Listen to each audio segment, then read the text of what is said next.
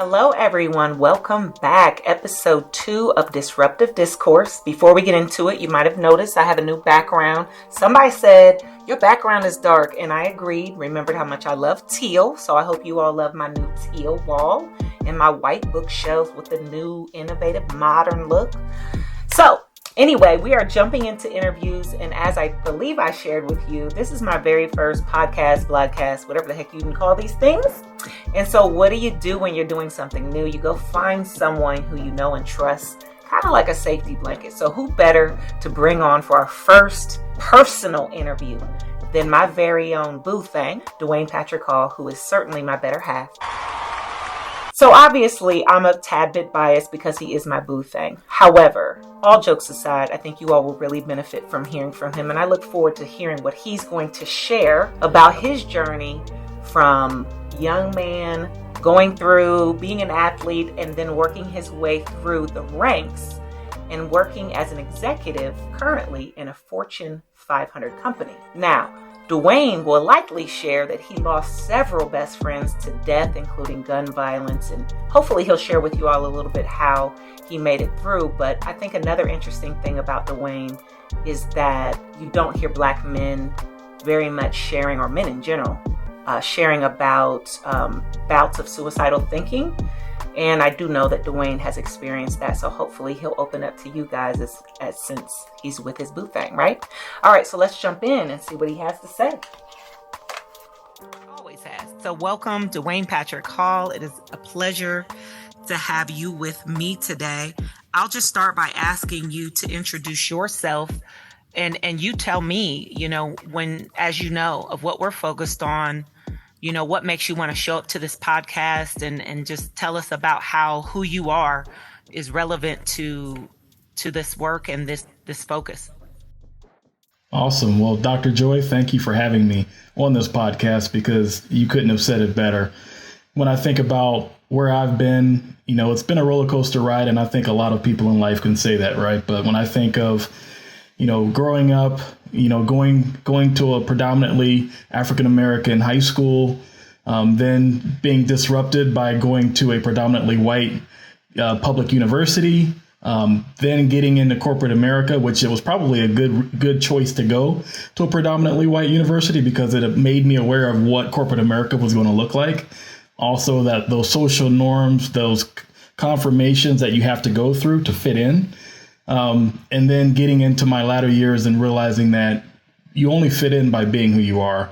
If you're not doing that, then you're really not fitting in anything except for what other people want you to fit into. So it has been interesting. So when I think about the topics that you're focused on and passionate about, it's been my life journey, and it's been something that I've wanted to step back and take a look at so that I can be the next best version of what I used to be moving forward. Mm-hmm. Well, it's great to have you. I will fully disclose to the audience, there's slight bias for me because you also are my better half. And I'm appreciative that you have leaned into personal and professional development. Of course, for me, biasly personal development, because it benefits me when you personally develop yourself. And so I'm sure we'll venture into that as we move into the conversation. I want to ask you, what's your definition of success? It's a good question. My definition of success is achieving the goals that you set forth for yourself. And I say that because I think we all grew up in this society thinking that success was get good grades, go to college, get a job, have kids, white picket fence, maybe a dog or a cat, and then save up for retirement. And then you can go move to Florida when you're about 70, 75 years old. That shifted for me and the bar has shifted as well, because I've always set high expectations for myself. But the definition of success for me is whatever I make it. And that has changed year over year, sometimes week over week, sometimes month over month. So it's constantly evolving. So let's jump into, in our initial episode of this podcast, we introduced this true success evaluation that I designed and I use in my work with my coaching clients, and we use it in the Joy Society community. You completed that true success evaluation. It has two parts. The first part is just simply, how would you measure your success in each of the success spheres? And the second part actually asks you questions, right, to measure your success. Let's just start with, what were your thoughts as you completed the evaluation? What stood out for you as you were processing? You know, it was interesting because even though I think that I've achieved a certain level of success in a lot of the spheres, if not all of them, the assessment made me realize that there still are gaps, still things that I need to work through. And depending on, I also had to separate, we talk a lot about I am professional. So professionals take surveys all the time, assessments, professional leadership development courses. So I had to get out of that because that could make my answers skewed as well. So I really wanted to make sure that I answered them honestly, because I'm not trying to look good on paper for the next promotion. I'm not trying to look good on paper for any of the stuff that might be what motivates people to go through assessments. I'm trying to do it to make myself aware of where I need to improve. So that was the eye-opening thing for me, is stepping back and doing it for the right reasons, not for what society has forced us to think are the right reasons when taking assessments in a professional setting.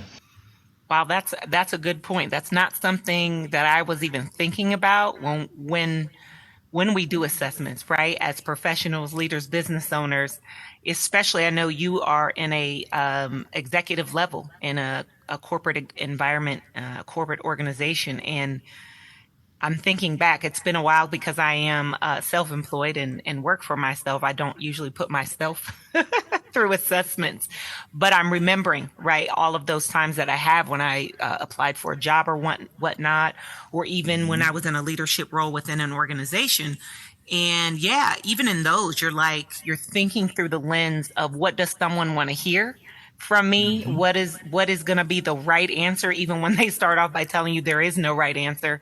Wow, when we take assessments, we're typically not really thinking about, what does that mean for us, right? And let me ask you this, and I know you're further along in your growth, but did you have any moments where, even once you checked down and said, let me make sure I'm answering for the right reasons, did you vacillate at all where, maybe you wanted to score higher on something, or rate yourself higher than maybe you actually are?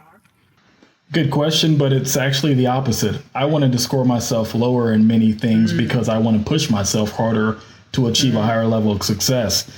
So the analogy that I gave myself as I started to realize what I was trying to get out of the assessment was going to the doctor. If you go to the doctor and you tell them what you think they want to hear, it's not going to help your diagnosis, right? So I started thinking of it in that lens of, I want to be as accurate as possible to myself, so that whether it be financials or health or social aspect, let me make sure that I'm thinking about where do I want to be versus where I am. And then that helped me set the bar of where I wanted to score myself. Gotcha. Now, we do this two-part assessment with very much intentionality, right? So part one, again, is one question per sphere, and it asks, how would you rate yourself? What's your success level in family? What's your success level in finance, and so on? So it's just the one question, rate yourself, right? And then the part two, instead of just asking your measure, it's asking you questions that will then calculate your measure, right? And so we do this on purpose because, to your point, it helps folks to think through and get a real idea about whether or not your high level thought or measure about your success in an area aligns with, right, the drilled down version, right? And so we've seen, when we use the tool, I don't know that we've had anyone yet where part one and part two matched, right? What you like, the order they come out in. So on yours, I noticed that your social well-being was your highest rated sphere, both in the part one, the surface level evaluation, and in part two, where you answered the questions. Talk to me about how is it that social is, you're at the top of your game, I would say, right, in your social success. Well, I think part of it is it's in all of my aspects of life. So being in sales most of my adult life, the social side is necessary, right? Networking, getting to know new relationships, develop that trust with people. But I've also always been one going back to childhood. I remember big family gatherings with my mom and dad, whether it be holidays, whether it be all night poker games. That was something that it was a norm for me. And then moving into athletics, the social aspect of that, you're always around a team. And I've been in athletics since I was 5, 6 years old. So always used to the locker room mentality, the gatherings, the groups, working out. Fast forward to when I think of my personal life, our personal life, we spend a lot of time with our close circle, a lot of friends. We have cookouts, we have celebrations. There's always a reason to celebrate. So when I think about how could social get any better, I don't think it really could. I think it's just being more specific in the intent of your social capital that you're spending, because there's only so many hours in the day. So that's why it's always been high from childhood all the way to present day. Yeah, I being that I'm in your life, I would agree we do social pretty well, which is interesting because before you, I was definitely not doing social well. So shout out to being with the right person who helps you elevate, right, in your various spheres of success. Bring you out of the bat cave. Yeah, no doubt. Yeah, you did drag me out of my bat cave, which I like to go back to on occasion. All right, so let's shift to the other side. Without me telling you what your lower rating areas were, I'm going to ask you just like without you knowing, unless you have your scores in front of you. What of the 8 spheres of success? What are the ones you feel like you need the most improvement in, or are still really aspiring in? And I do not have the scores in front of me, so small disclaimer there. But I would imagine for me, finance is probably on the lower end, as well as family and spiritual. So I would say those are probably the top 3 that are down. And when I took part 2 of it, I think as the questions were had more depth to them, it was more of what degree of each one of these measures are you at? And so that was where I probably rated myself on the lower end than in the first section, where it was like you said, a surface measurement of what that is. Okay. And you are correct in both of your assessments, although they were slightly different. The bottom 3 were the 3 you just named. Now, here's interesting, and I appreciate you being transparent here. And I think about the blue chips I work with, right? Folks who are and you're a blue chip yourself, right?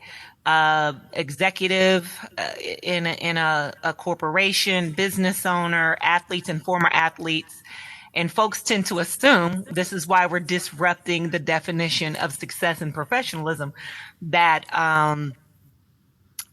of course you're on this really high level career wise. So there's no way your financial rating, right, would be the one you want to improve on the most, or at least one of the ones you want to improve on the most.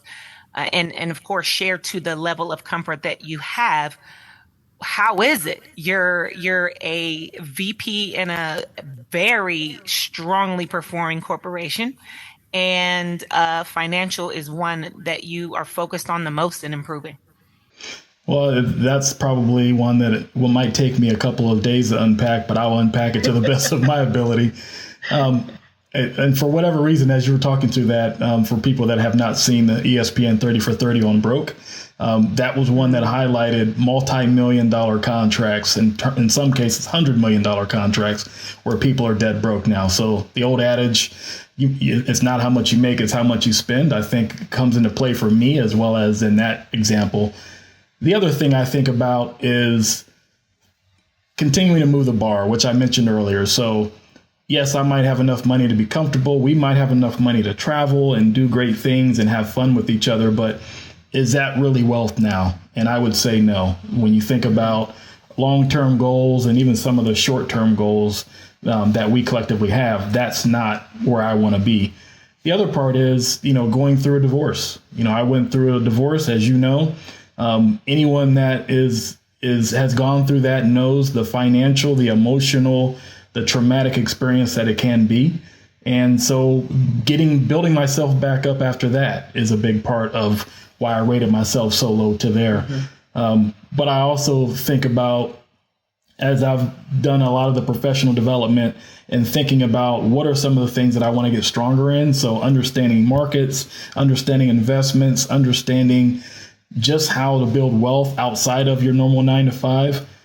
There's a long way to go because there's a lot of money out there. And I think when we have been, I guess you could say, conditioned to think what is wealth, what is a good job, what is a nice hourly rate, all of those things, that none of those are the answers that, as I'm in this phase of my life, I would even agree with. So I probably, in retrospect, might even grade myself lower than where I'm at because I have very big aspirations for where we want to go in the future. Well, I'm glad I'm part of that. I heard that we're. Shout out to you for for thinking about me. So if you were to take this assessment, if you were to take this assessment 2 years ago, or maybe even, because I know your world, I know that a lot has changed for you in 2 years. So let's go with that just because I know your journey. What would be different? Well, unless you had a negative rating on many of those categories, I probably wouldn't have taken the assessment because I don't know if I would even have been on in many of the areas because talking about the life being a roller coaster, I think I was at that bottom dip of that, 2 to 2.5 years ago. You compound that just going through the pandemic, going through isolation, going through divorce, going through all the things that I was going through at that time, transitioning jobs.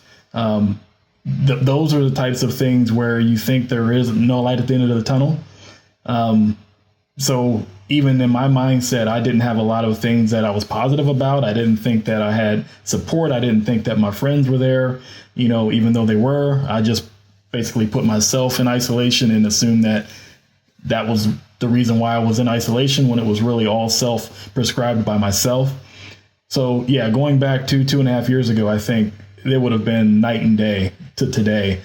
And that's why I'm now in the mode of not just looking at where I was in my 30s or my 20s, because I think I'm well beyond that in all of the spheres.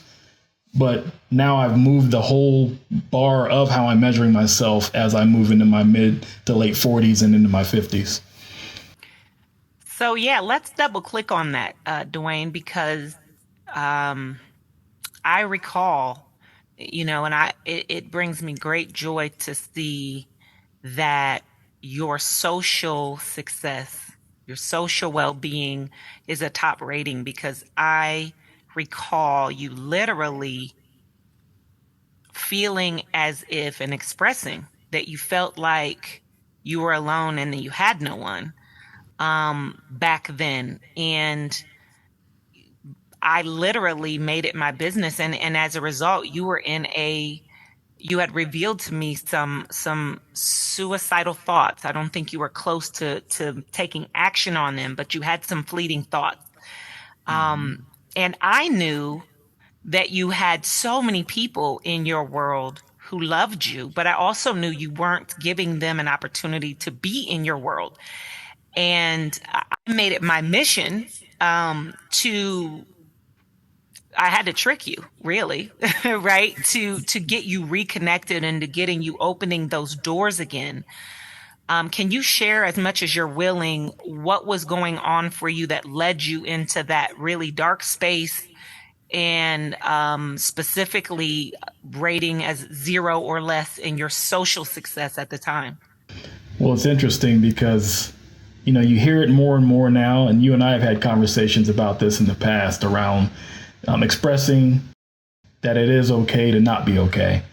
And we've been conditioned through our lives, especially as men, especially as Black men, to hold it in. Don't show them that you're weak. Don't show them that you're vulnerable. Don't show them that you're getting ready to basically come unraveled under stress and duress. And so when you think about basically losing everything from a financial aspect and asset aspect, losing what I thought at the time was family, losing what I thought at the time was the right career path and all of that. To me, it was embarrassing inside until I started to realize that, well, the only person embarrassed is yourself. And other people aren't looking at you and saying, wow, look at him. He used to be this and now he's that. There might have been people saying that, but I doubt it. It was more a self-manifested sense of being embarrassed, being a disgrace, being a disappointment, all the things that I was conditioned to try and be successful at. I thought in my mind I had failed, when really it was me rebirthing myself and coming out of it bigger, faster, stronger, wiser than when I went in. So during those dark times, I was still struggling with, am I a failure? Am I an embarrassment? I had a goal at 35 years old to be retired, be a multimillionaire, and, get paying it forward and giving back to others. Well, that's, 10 years ago that happened.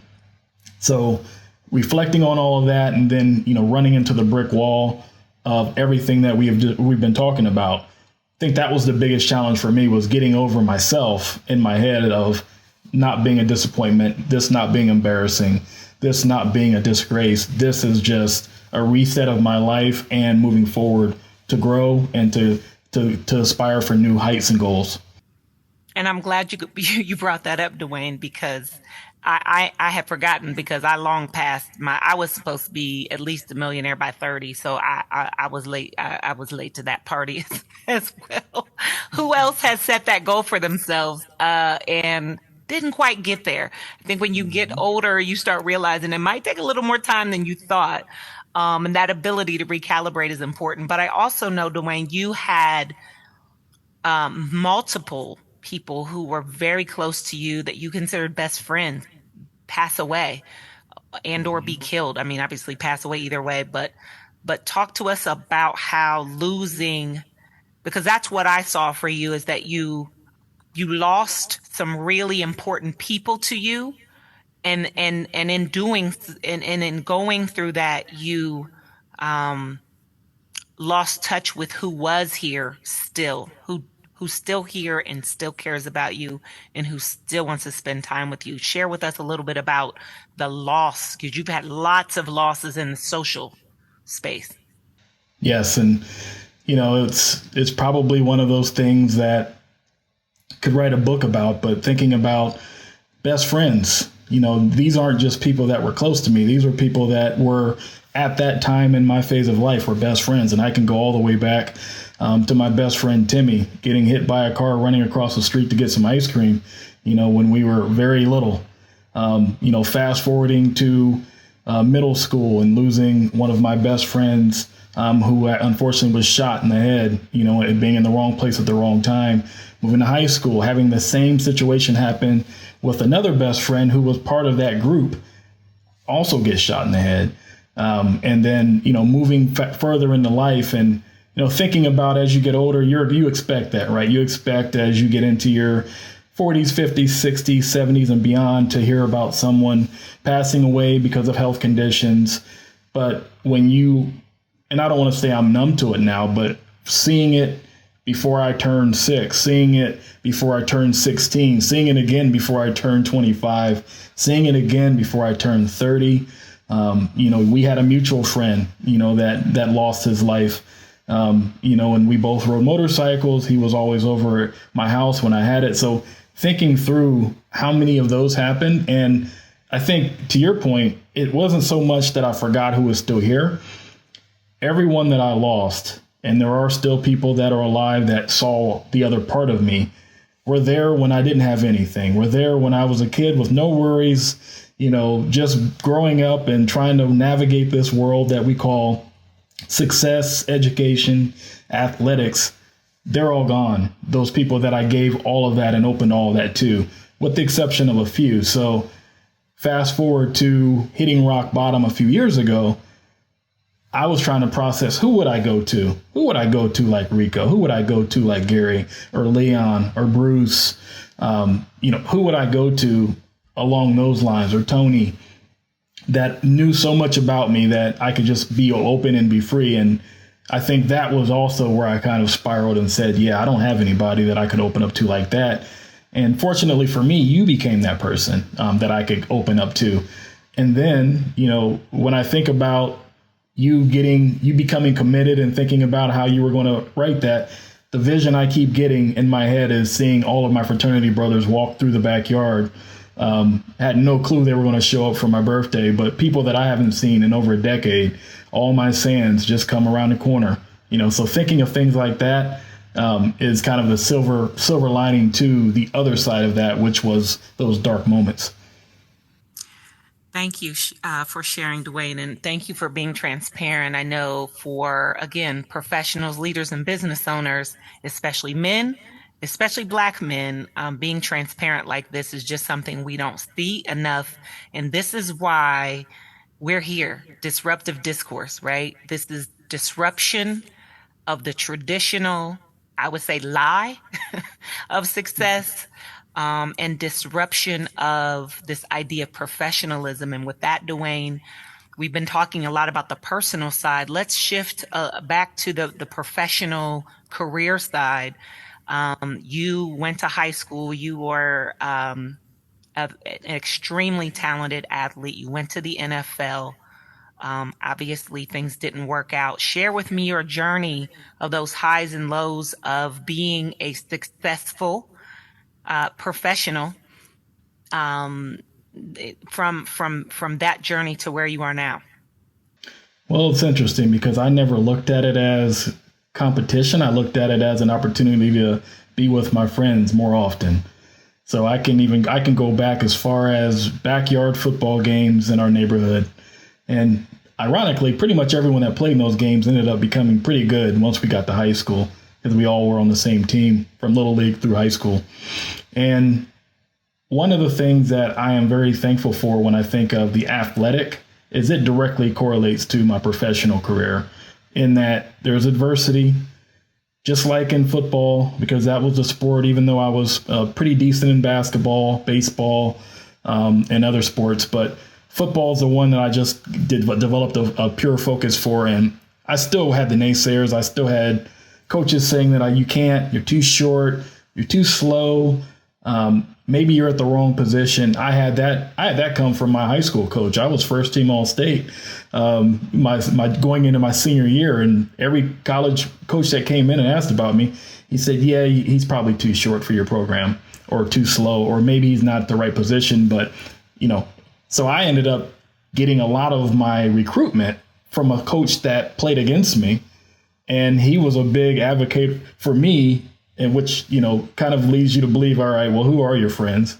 And so that helped me learn a lot about, keep your enemies close and your friends close and your enemies closer.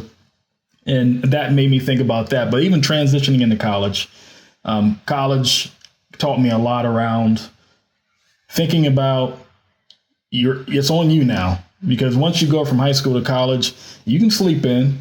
You cannot get the best grades. You cannot apply yourself. Same goes for the athletic side. And it's all on you at that point. So self-accountability was one of the things that I picked up. And also, and I touched on it at the beginning of our conversation, growing up predominantly around people of color, especially African-American population in high school, middle school, elementary school, and then going to Miami University, which I believe at the time we might have had 4 to 5% African-American out of the total student population. And we pretty much knew who we all were. We were a very close-knit group. For the most part, you either played a sport, you were involved in some type of a scholarship around the arts, or definitely as we got into our later years, you were part of a Black Greek organization. So we were a pretty close-knit group. But I was thankful for it, because I remember the first day of class looking around and seeing no one that looked like me, as I had my book bag and I'm trying to figure out which hall is my first class. And I'll never forget, once I got to corporate and I took my first job, I looked around because I was in a leadership program, and I looked and there was no one that looked like me in there either. And that probably would have been more uncomfortable if that would have been such a harsh transition, especially if I would have just stayed the route of black elementary, junior high, HBCU, then go to corporate, I would have been looking around like, okay, this is really awkward. Not that I would knock anybody going through that, but I was thankful for that experience at Miami for that. And that also taught me you got to work 3 times as hard just to get just as far as the other person that's in the majority. And I've kept that mentality throughout my career, professionally and athletically, until the end, the bitter end of that. So, Dwayne, did you dream of being an NFL player? Was that No. Was that a dream for you? No. No, like I said, I played because it was fun and it was an opportunity to be with the people that had common interest. From Eastland Vikings all the way through many of the people that now. We were always out there together, either competing with each other. And so I didn't realize how good I was until I got into high school, to be honest. I was bigger than everyone else from elementary to middle school, which made it easier. I remember being on the 115-pound Eastland Vikings team. We never got scored on the entire year. But we had, if I were to name all the players, you probably would even know some of them today. And then once I got to high school and realized as a true freshman, they put me in for 2 plays and I got 2 quarterback sacks.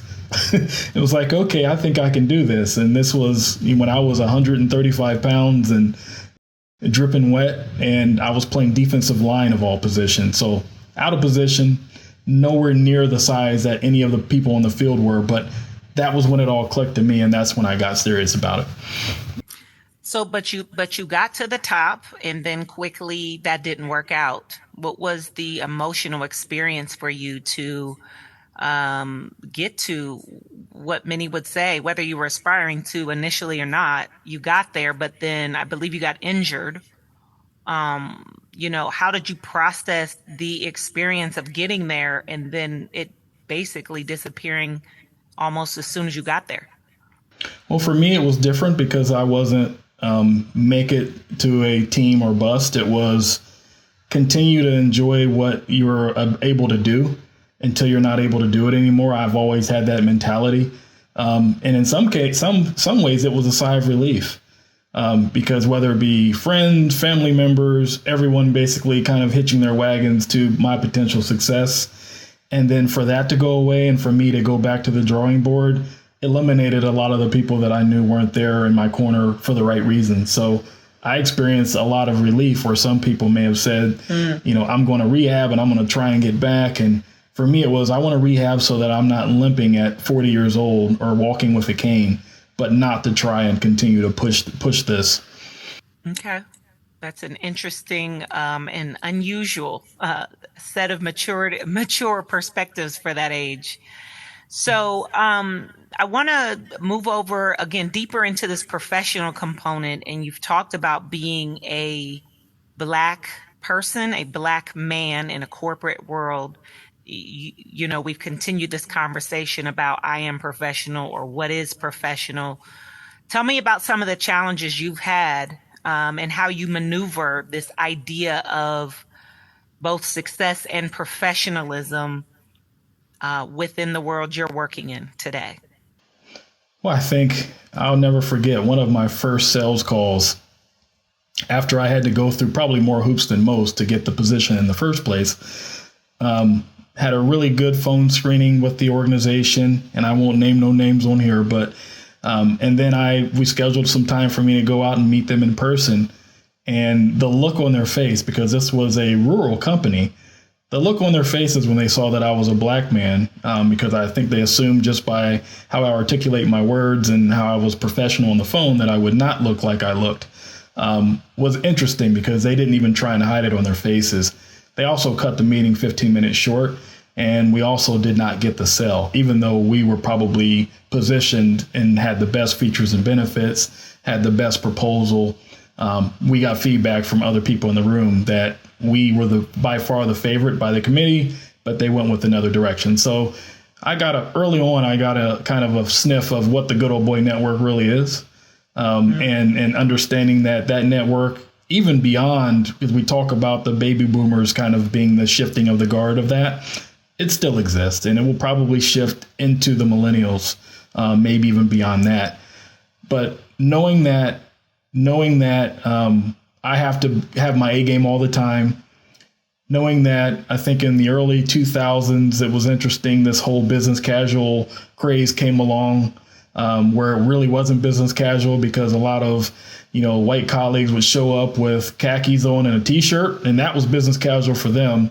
And I knew I couldn't get away with that. So continuing to just keep my brand consistent, dress better, show up early, be more prepared. Those were the things that I had always had to make sure that I was staying on top of and checking in on myself with.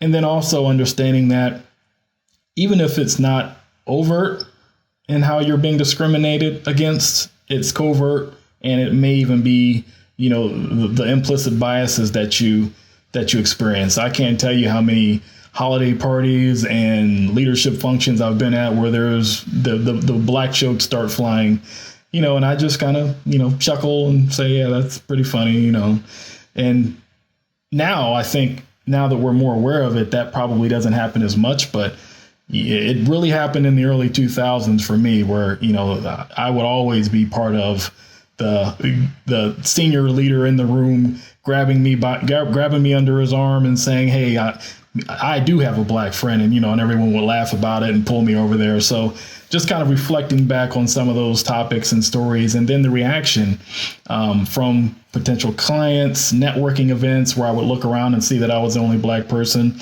And after about 20 or 30 minutes of no one talking to me, someone would come up and approach me. That probably either felt sorry for me or may have been a person of color themselves, whether a female that was Latina or Asian. But it was always interesting how we would always kind of find each other at those types of events just because no one else wanted to talk to us. So, and as we wrap up, I just want to kind of package this up. When people say be professional, I think what they think they mean, what we allegedly are saying is be proper, right? In how you show up, be presentable. What are your thoughts on what the difference is between what professionalism allegedly is about and maybe what you've experienced it really is about? For me, the definition, the broader definition that is still permeating our society, when I think be professional, I think be Eurocentric. And I think where it's shifting to is be the best at who you are in terms of your role. So if you are a software programmer or a sales professional, you might have a different way that you talk. You might have different music that is on in your car when people get in to do a ride along with you. You might be listening to a different station. You might have different art in your house than what the senior executives have in their houses. You may go to different night venues than they go. But when it's game time and you show up to perform, you are on par or better than everyone else that may still have that Eurocentric mindset. So that's how I look at it. And that's what I encourage people that I either mentor or network with or am being mentored by to think about is, what does professional look like? Well, it looks like a lot of different things now, because if we're really going to be serious about DE&I, then DE&I also needs to loop in professional, which means that professional now looks different and has multiple colors, almost like a kaleidoscope, versus it just being one broad definition.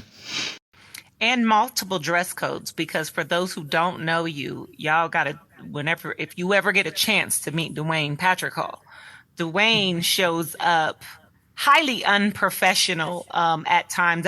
And I live with you, so I know that you even temper down, because I spend time with you outside of work and you go way harder in your creative colors and whatnot. But I know that you do not own any black, blue, or brown dress socks.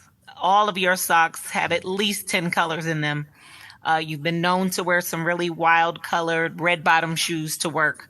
I do know that you do make a choice, though, and I know you love your wild colored blazers, and you don't wear those to work. Tell me why you don't wear what I know is your favorite blazers. You're still very smart. You're still one of the greatest leaders and sales leaders of all time. But tell me why you make that choice every morning not to put on your colorful flower, velvet blazers, and you keep it down maybe just to the socks. Tell me about that negotiation you have every morning as you're being professional, but maybe trying to tip the scale and support this movement we're having to redefining professional. Well, it's interesting you say that because when I think about my choices at work, it's typically about what am I going to be doing? So if, I still am a hybrid, just like a lot of us are, and whether we go to the office or we work from home. So when I go to work, it's typically for a couple of destination meetings, or the experience in those meetings is much better in person than in Zoom. We still haven't gotten to a point to where society has opened up. Hopefully this summer that happens more, to where we're going to events and some of our clients are open to meeting, but that will come out in those situations, because if you recall our leadership meeting last year in Orlando, every day I wore one of those bright jackets that you're referring to. So that was because everyone was there. So to me, no filter. If I'm coming into the office and I might see one or two people, if I'm at an event, a networking event, leadership symposium, meeting, industry conference, that's when I wear what you just mentioned. So to me, it's about, I wait to really be that loud, bright. These are the things that I love to showcase about my wardrobe when I'm in an audience of a lot of people, so that not to stand out, not to get attention, but to let people know that it is okay. If you're confident in your skin, wear pink, wear bright colors. And I do that. And it's funny you bring that up as well, because we have a leadership meeting coming up in 2 weeks, and you will see a lot of those brighter jackets come out of the repertoire as 150 plus leaders from around the country come together. All right. And as we wrap up, I have one last question on this. Dwayne, I know, because I am the culprit of almost putting myself out of my own closet, because I get so excited to buy you these wild looking jackets because I love the look on your face. You are so like a little child when you get a new jacket and it's colorful and it's wild. And so I know how much joy it brings you to what I would say is be yourself. And so as we wrap up, I just want to know from you, what does it mean to you to be able to show up in a corporate workplace and be yourself? Now it means a lot, because I know that there are eyes on me, not just people above looking to see, am I worthy of a promotion or taking on new responsibility, but it's also the younger people that are looking at me and saying, oh, wow, every time I walk out of my current corporate office now, and I see some of the younger Black men and women walking in to either work in the call center, marketing, you name it, finance, they always look either down at my shoes or they wonder what kind of colored chinos I'm going to have on, because I'll mix it up. So if I'm going to the office and my jacket is monotone like the one I'm wearing today, I might have on some bright pastel teal chinos to go with it. So I'm trying to mix it up in that way too. And so I think about, they know what professional is for them, because nobody's going to tell them, especially now that we're in this job market that we're in now, where the employee has the power, not the employer. So just for them to kind of smile or give me a little fist bump walking out, because maybe they didn't know that they could dress like that to work, but now they see me dressing like that. And then 2 weeks later, I see them again and they're dressed like me. That gives me a little bit of a smile inside, because it's like, all right, people now understand, and I think the line that traditionalists are afraid that professionalism is going to cross, I think, is unprofessional or disrespectful. And I don't think the line will ever get there. And those cases where it does get there, you got to address it. Me being a leader or anybody else. But I think if you're allowing people to show up, maybe their hair color is a different color, or they have piercings or tats. You and I have had this conversation a lot when you've wanted to go to conferences and you always put on a blazer when it's 80 degrees outside and you've got on a really nice professional dress, but you don't want to show your tattoos on your shoulder. I think those days are now ending, and people are now saying, well, are they talented? That should be the question. And then the talent will open up the door for mannerisms, respect, all the things that still are going to be important as we move into the next millennium, but it's going to look different. And so that's really where I see it. And that's why I'm excited that when I do come to work and people see how I dress, it's not I can't believe you wore that today. It's, those are so cool. I love those shoes, or, whatever the comment is. Well, thanks for sharing that, Dwayne. I think if that isn't disruption, I don't know what is. So shout out to LinkedIn for starting this conversation. As much as I love their conversation, the commercials, I also know that workplaces are quite frankly behind, right, as it relates to living out the concepts in LinkedIn's campaign. But we're here for it, and we're going to continue to have this disruptive discourse in supporting us moving along. As we wrap up, I think what you've done today is show what true success looks like, right? Which means there are joys and pains behind it all. So any exiting thoughts on maybe one suggestion you could give to others who maybe are either aspiring to the quote unquote platform of success, or those who have allegedly achieved it, but really have only achieved it in this one area of life, and maybe are not owning the joy and pain, vacillation that really is true success. One final thought or lesson that you would suggest people think about. I would say that success is failure. And when you think about all the success that you read about on TV, you're looking at the appendix. You're not reading the book. Whether you talk about Warren Buffett or Steve Jobs or any of the Elon Musk, any of the names that get talked about a lot, you read about the initial journey they had, and it's probably the first 12 chapters. You would stop reading the book. Like, why am I reading this book? Because this person's an idiot, or they just can't get it right, or whatever conclusion you draw to it. That's everyone that I think has experienced success, unless you just inherited it, which then you would argue that's not really success, right? So I think of it as I've had so much failure in my life, I've also had so many successes and joys. I've had so much growth. And I know as I continue to grow and continue to learn from previous experiences, I wouldn't even call them mistakes because they happen for a reason. I know that the success bar will continue to move forward and up for me. And it will, if you have that mindset, as anyone listening, it's going to work that way out for you as well. If you always think about, what did I learn from this? And you keep moving forward, you keep investing in yourself. And then you step back after a while and you're like, light bulb's coming on now. Maybe this is something I need to focus on. Maybe it's multiple streams of income versus trying to get to that top level executive job. Maybe it's something that you are uncomfortable doing now, but if you get out of your comfort zone and you do it, then the doors will open. I think about social media and the fact that we're sitting here doing a podcast, and a couple of years ago, you didn't want to be on social media at all. So when people push themselves out of their comfort zone, and then also give themselves a realistic assessment of who they really are based on where they really want to go, then that's how you develop a roadmap. Because when you or me look back, and anyone else that set that goal of being a millionaire by 30 or a millionaire by 35, it's the same concept as if you say, I want to lose 15 pounds, or you want to put on 10 pounds of muscle.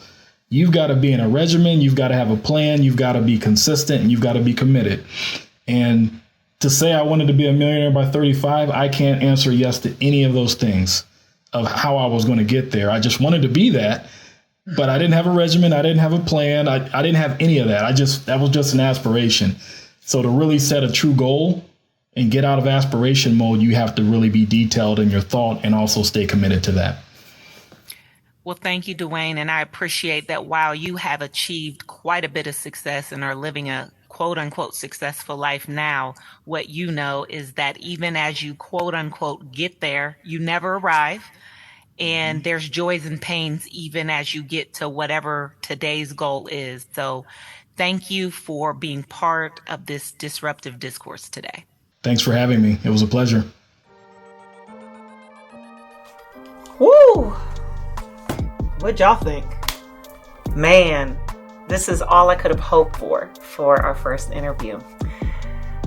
Thinking back to just some of the things that came out in this conversation, I think Dwayne really just illuminated why we have this podcast, Disruptive Discourse, right? And the part about disrupting professionalism, and Dwayne talked about the element that professionalism has essentially meant being Eurocentric, right? And I think that for a lot of us, again, so much unintentional happens when you talk about that kind of stuff, but it's realizing that perhaps when we're expecting someone to show up a certain way, that historically that really has meant a certain way based on someone's skin tone, right? Or what was back then like the norm of who was in a professional setting. So I think Dwayne just really gave us a great example, again, of what it means to disrupt professionalism, and gave us some context to really think about when we say and we ask of ourselves, am I professional? Or you're looking at someone else to say,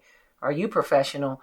Maybe just kind of think about what is behind your belief systems and your truths about what it even means to be professional.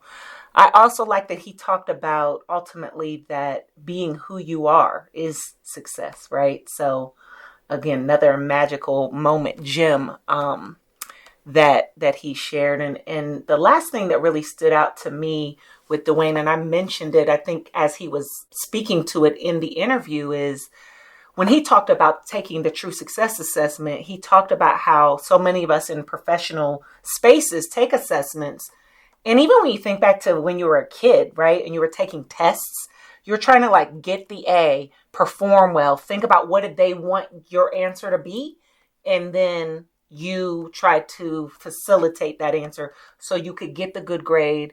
And in these days when we have all these assessments, especially if you're in executive levels, right, what is the answer they're looking for that's going to make me look good, either get this job, get this promotion, be seen as worthy, be seen as professional, or whatever. And so Dwayne's reflection of just like challenging himself and catching, right, that when he assesses himself for personal development and really even professional, are you answering those questions for yourself with the truth rather than what truth you think someone is looking for? And again, I think because we do so much performance in our lives, I just wonder how many of us are able to honestly answer these questions when we ask ourselves, whether you take the true success assessment, which I hope you do, or any other assessment you may use. I encourage you to think about being honest with yourself, right? And making sure, am I answering these questions as what's true, or am I caught up in that habit space that we tend to get into for performance? So something to think about for yourself. If you haven't been in a space of self-reflection, be it personal or professional development, I think this gives you an opportunity to really consider that. So again, the True Success Assessment is available to you. You can visit joysociety.com to access that. You can also join and be a member if, as you listen to this interview and you thought about some of those challenges, especially for those of us who are minorities and you want a community that you can connect in, come find us in Joy Society. Otherwise, hopefully I will see you on social media somewhere. Definitely connect with me there. We'll see you on the next episode.